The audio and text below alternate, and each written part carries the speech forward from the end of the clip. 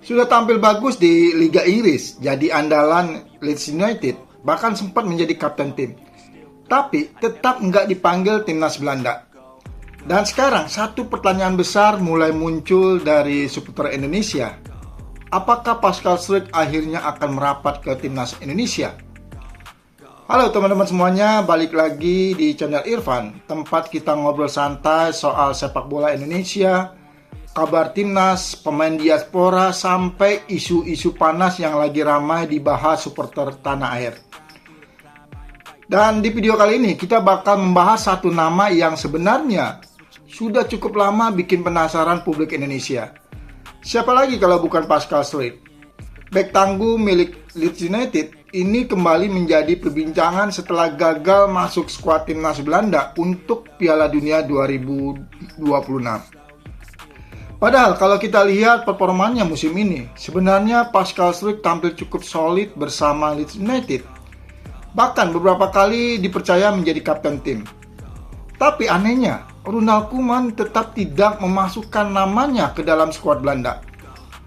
Nah, di video kali ini kita bakal bahas kenapa Pascal Struijk masih belum dilirik timnas Belanda. Seberapa berat persaingan lini belakang Belanda saat ini. Dan yang paling menarik, apakah peluang Pascal Struijk membela timnas Indonesia akhirnya mulai terbuka. Tapi sebelum masuk lebih jauh, seperti biasa buat teman-teman yang belum subscribe channel ini, jangan lupa tekan tombol like, subscribe, dan nyalakan lonceng notifikasinya supaya teman-teman gak ketinggalan update terbaru soal timnas Indonesia dan sepak bola dunia. Baik teman-teman, sekarang kita langsung masuk ke pembahasannya.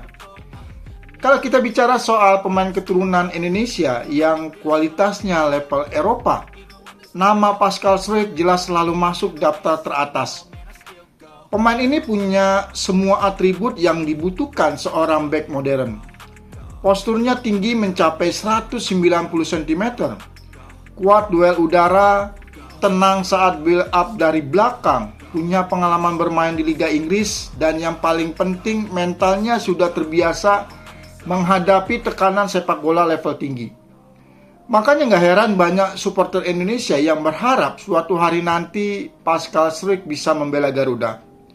Tapi masalah terbesar dari dulu tetap sama. Pascal Struijk masih punya peluang membela timnas Belanda. Dan kita tahu sendiri, bagi banyak pemain yang lahir dan besar di Eropa, membela negara seperti Belanda tentu menjadi mimpi besar. Apalagi Belanda adalah salah satu negara dengan sejarah sepak bola yang luar biasa. Namun sekarang situasinya mulai menarik. Karena menjelang Piala Dunia 2026, Ronald Koeman justru tidak memasukkan nama Pascal Struijk ke dalam skuad utama timnas Belanda. Padahal banyak yang memprediksi dirinya punya peluang dipanggil. Terutama karena Matthijs de Ligt mengalami cedera. Banyak supporter Belanda bahkan sempat menganggap Pascal Struijk layak mendapat kesempatan. Karena musim ini dia tampil cukup konsisten bersama Leeds United. Dari total 34 pertandingan Liga Inggris musim 2025-2026, Pascal Struijk berhasil mencatatkan 1 assist dan menjadi salah satu pemain penting di lini pertahanan Leeds. Bahkan beberapa kali dia dipercaya memakai ban kapten. Dan menurut saya pribadi itu bukan hal yang kecil. Karena untuk menjadi kapten di klub Inggris, apalagi klub sebesar Leeds United, dibutuhkan kualitas kepemimpinan yang bagus. Artinya, Pascal Struijk bukan cuma kuat secara teknik, tapi juga mempunyai mental dan karakter. Tapi ternyata semua itu belum cukup untuk menarik perhatian Ronald Koeman. Pelatih timnas Belanda itu lebih memilih nama-nama yang memang sudah menjadi langganan di lini belakang, mulai dari Virgil van Dijk yang masih menjadi pemimpin utama pertahanan Belanda. Kemudian ada Nathan Ake yang tampil stabil bersama Manchester City. Lalu ada Mickey van de Ven yang kecepatannya luar biasa bersama Tottenham Hotspur. Belum lagi stok pemain muda Belanda yang terus bermunculan setiap musim. Disinilah kita mulai sadar satu hal.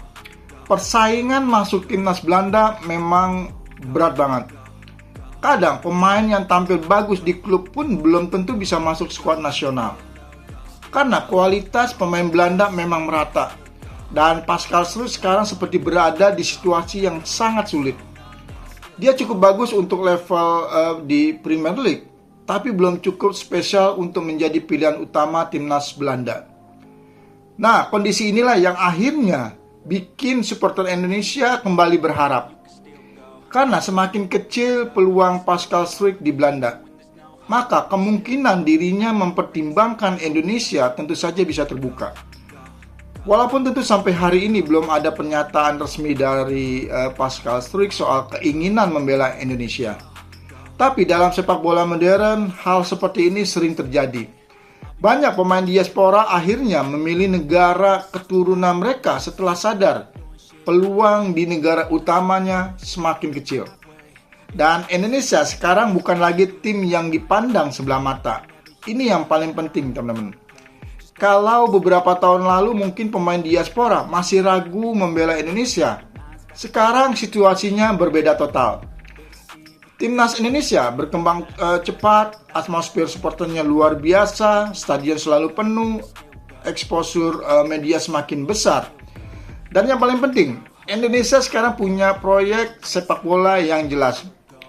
Kita bisa lihat sendiri bagaimana perkembangan timnas Indonesia dalam beberapa tahun terakhir. Mulai dari banyaknya pemain diaspora yang datang, peningkatan kualitas permainan, sampai target besar tampil di Piala Dunia.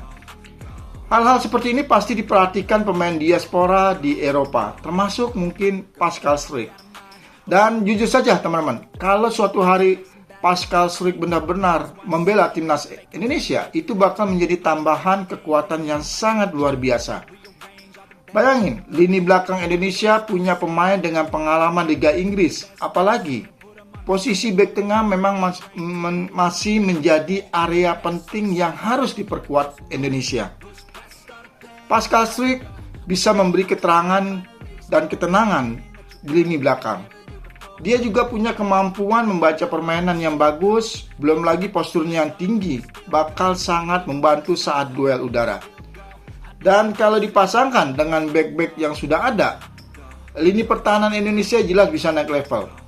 Tapi sekali lagi kita juga harus realistis, karena sampai hari ini belum ada tanda-tanda resmi soal proses naturalisasi Pascal Struijk.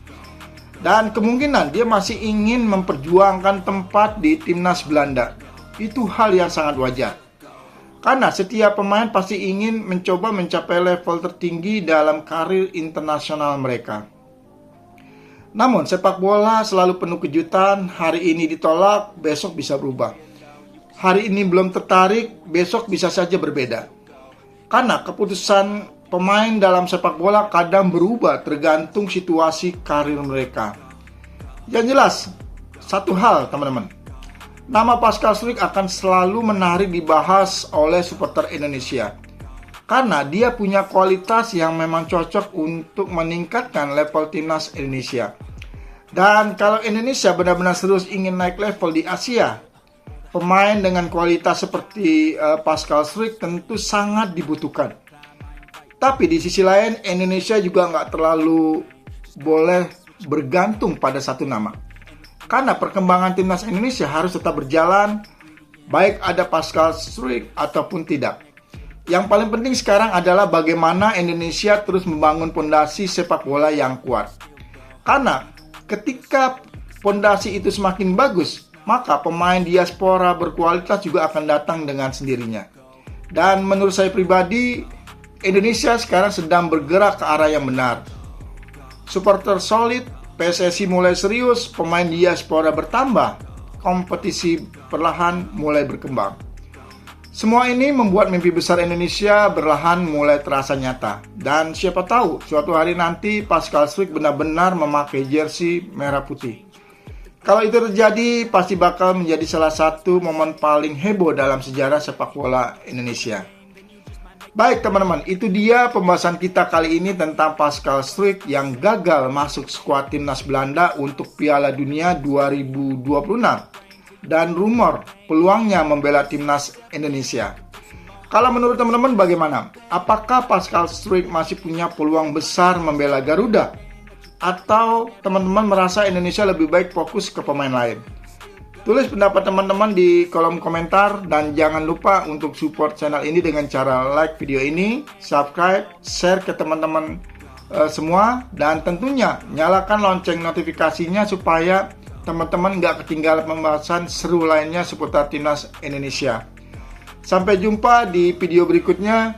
Salam olahraga, salam sepak bola Indonesia.